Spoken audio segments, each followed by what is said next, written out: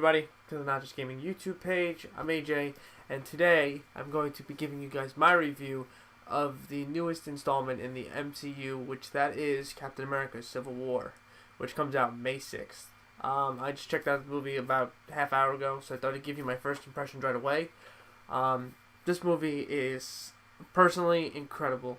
For those of you that felt that Age of Ultron was not the movie that it was supposed to be, this I personally think is probably would be a better replacement if they were able to go back and make another Avengers movie. It is just action-packed, filled with so many characters, great subplot. We're going to just jump right in. We're going to keep going into some key points that I want to talk about. I'm not going to spoil anything, no. We'll do a spoiler talk probably in the next week or so. But first off, I felt like this movie definitely was able to keep a balance. A lot of movies have problems juggling between different topics.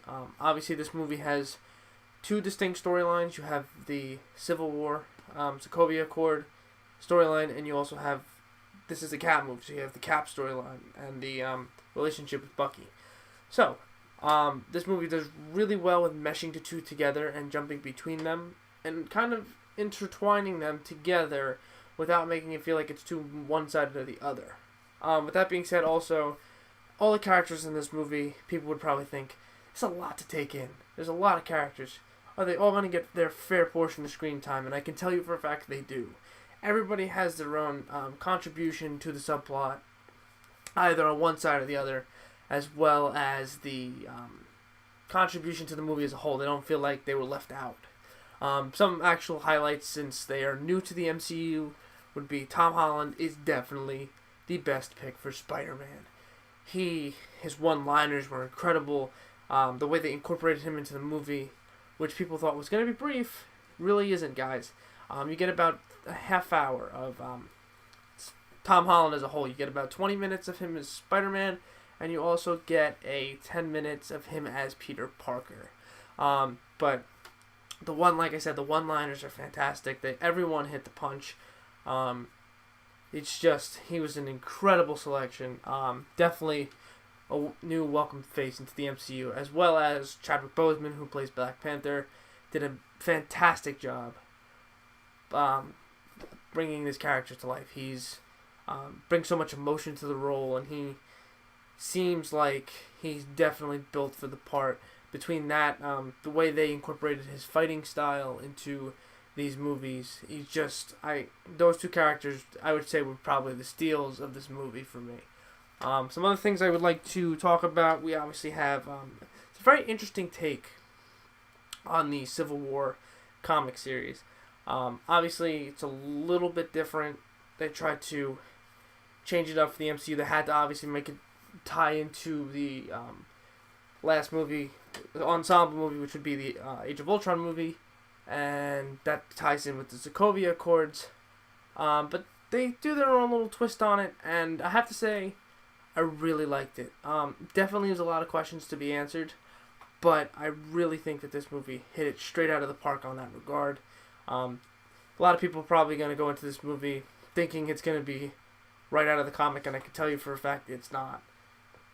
Obviously, you're not dealing with as many characters, but they do try to stick to the comic. I would say a good portion of it. Also, I would like to discuss the just for you guys to be aware, at the end of this movie, stick around. As always, for all of you that are Marvel fans, you have two post-credit scenes. You have one right after the initial credits, which is basically the fancier of the two credits that highlight mainly the actors. You have one there, and then you also have one at the end of the credits, the super long reel that takes like 5 minutes to get through. Last thing I'd like to address in this review, without trying to give away too much, other than that this movie was awesome, is that comic splash scene that you see in all the trailers. Definitely, you might think that you've seen a lot, but trust me, you don't. There's so much going on in that sequence. It is so much action. There's so much of tension between the two sides, and it goes on. It's at least, I think, about 25-30 minutes of the movie, and it's awesome. I mean, there's a little bit of build up in between in that encompassing time, but just that whole sequence is just jaw-dropping to a fan of these movies, as well as to anybody new that doesn't think that these movies are going to still hold up over time. Because I can tell you, this definitely set the bar yet again. But yeah, like I said, some highlights. You have Tom Holland, excellent. Chadwick Boseman's excellent. That comic splash scene is awesome, awesome, awesome. Overall, for me, this movie, I mean, without the bias, of course, it's definitely high, high, high on the view list. I think it's going to kill it at the box office, but time will tell. This is definitely going to open up a lot more of new doors for Marvel, and perhaps maybe new characters being introduced, because obviously doing Black Panther the way they did was an awesome selection. But yeah, thank you guys for watching. Make sure to like, comment, and subscribe. If you guys also want to, I'm kind of going to ask you guys, what do you think is going to happen in the MC universe now, with all that's gone on so far, and now this introduction of this movie? Where do you think they're going to take it? Do you think they're going to introduce any new characters? Leave a comment down below. Tell me what you think. But yeah, we'll probably drop you guys a spoiler review. I would say probably next week. Give everybody a little bit of time to check it out. But yeah, thank you guys for watching. Bye.